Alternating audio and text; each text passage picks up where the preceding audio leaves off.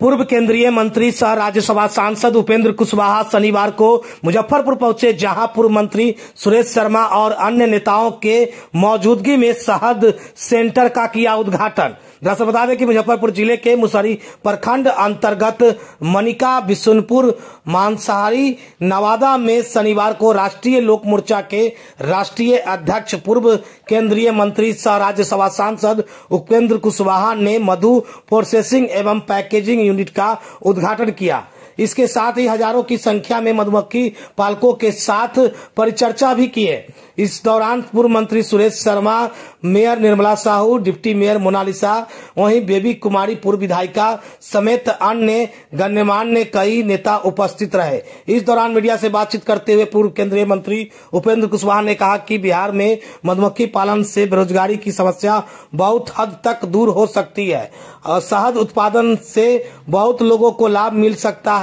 जो लोग उत्पादन और निर्माण में लगे हुए हैं, सभी लोग काफी अच्छा काम कर रहे हैं। हालांकि यह काफी मेहनत का कार्य है, लेकिन किसान हमारे मेहनती है। आज हमारे द्वारा मधु प्रोसेसिंग एवं पैकेजिंग यूनिट का उद्घाटन किया गया है। पैकेजिंग के बाद पूरे बिहार समेत देश विदेश में इसकी बिक्री की जाएगी। ऐसे न सिर्फ किसानों को फायदा होगा, बल्कि आम आदमी के साथ इस पैकेजिंग प्वाइंट में काम करने वाले लोगों को भी लाभ मिलेगा। इस यूनिट के शुभ आरंभ के लिए हम प्रोप्राइटर संगीना कुशवाहा, आत्मानंद सिंह समेत उन सभी मधुमक्खी पालकों को बधाई देता हूं जिन्होंने इसकी शुरुआत की।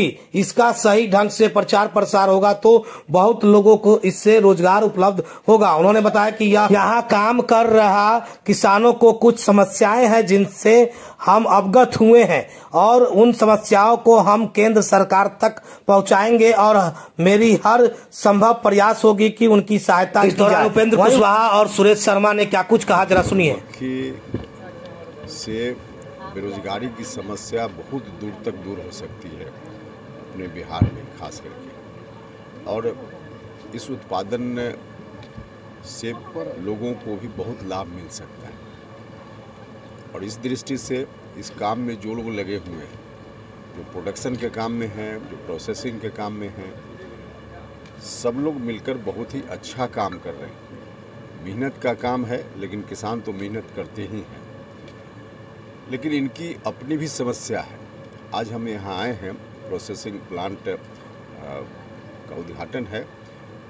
यहाँ से पैकेजिंग का काम प्रोसेसिंग के बाद और इसको फिर सेल का काम एक्सपोर्ट हो या अपने देश में कहीं जाए, तो इस बात के लिए तो काफ़ी इससे संभावना इसके पीछे है। किसानों का भी बहुत लाभ है और उपभोक्ताओं का भी लाभ है, और बीज के प्रोसेस में जो लोग लगे हुए हैं उनका भी लाभ है।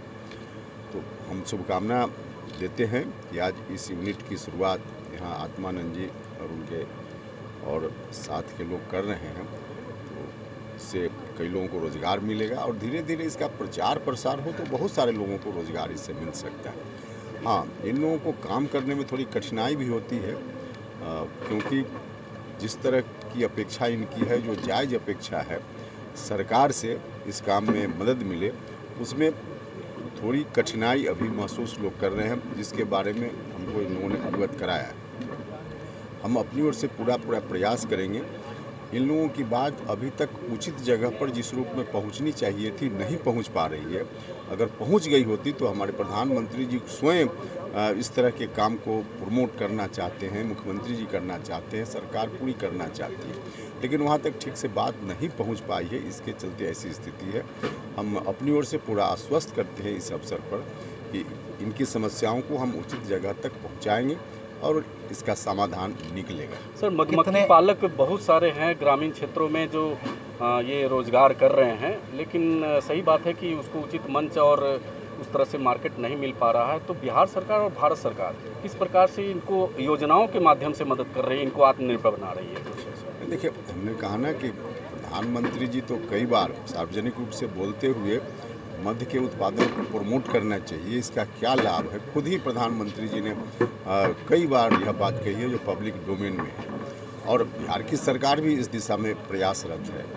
लेकिन और कैसे भारत की सरकार, राजकीय सरकार के चाहने के बावजूद लोगों को अभी तक उतना लाभ जो इनकी अपेक्षा है उसके हिसाब से नहीं मिल पा रहा है, कैसे मिले इस दिशा में हमने कहा कि हम प्रयास करेंगे और निश्चित रूप से सरकार को, चाहे भारत की सरकार हो या राज्य की सरकार हो, क्या करना है हम कोशिश करेंगे कि सरकार करे और निश्चित करेगी और लोगों को जो इस धंधा में लगे हुए हैं उनको लाभ मिलेगा।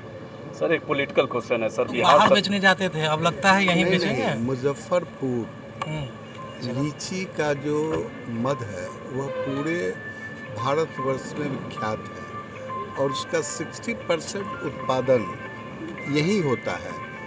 इसका एक्सपोर्ट मार्केट भी बहुत बड़ा है, लेकिन हमारे अभी सांसद महोदय ने जो कहा है, इस बात को, चूँकि कृषि का दोगुना आमदनी तभी होगा जब कृषि का बाय प्रोडक्ट को हम प्रोसेसिंग करके करेंगे। उसका आज यहाँ ऋषि हनी ने उस प्रोसेसिंग यूनिट को बैठाया है। हमारे आदरणीय सांसद भी आए हैं, हम लोग भी गए हैं, नितिन गडकरी जी को इस मद से वाकिफ कराए हैं और इस बात को हम रख रहे हैं क्योंकि बिहार का मद पूरे देश में 60% बिहार में मद तैयार होता है और इसका एक्सपोर्ट और यहाँ जितने भी डावर में वगैरह वही सब का डायरेक्ट मार्केटिंग का यहाँ अधिकार मिलना चाहिए। उसके लिए काम होगा तो हमारे किसान भी खुशहाल होंगे और लोगों को मध, मतलब शुद्ध मध मिलेगा, जिससे फ़ायदा होगा और मध का खपत तो हर घर में अब हो रहा है। इसलिए जो है इसके लिए बढ़ावा देने के लिए जो आज हमारे उपेंद्र कुशवाहा जी यहाँ आए हैं, प्लांट देखे हैं, इससे और इसको होगा जिससे किसान, मजदूर और कृषक, और इससे कृषि का उत्पादन भी इस मधुमक्खी से बढ़ता है। मधुमक्खी के माने अति से इसका उत्पादन कृषि पर भी बढ़ता है और ये इम्प्रूव्ड क्वालिटी का मधुमक्खी है, पहले वाला मधुमक्खी नहीं है, ज़्यादा आउटपुट देती है। इसलिए इसको हम लोग बढ़ावा देंगे और हमारे सांसद महोदय से भी मैंने आग्रह किया है कि इस बात को ही रखेंगे भी, चूँकि कृषि से जुड़ा हुआ ये मामला है। जिला में जैसे मखाना का हुआ ना दरभंगा में, यहाँ भी लीची का हो रहा है, या इसके ये भी प्रोडक्ट का उसी तरह से मार्केटिंग। कहाँ पर आज खुलवाए ये कंपनी?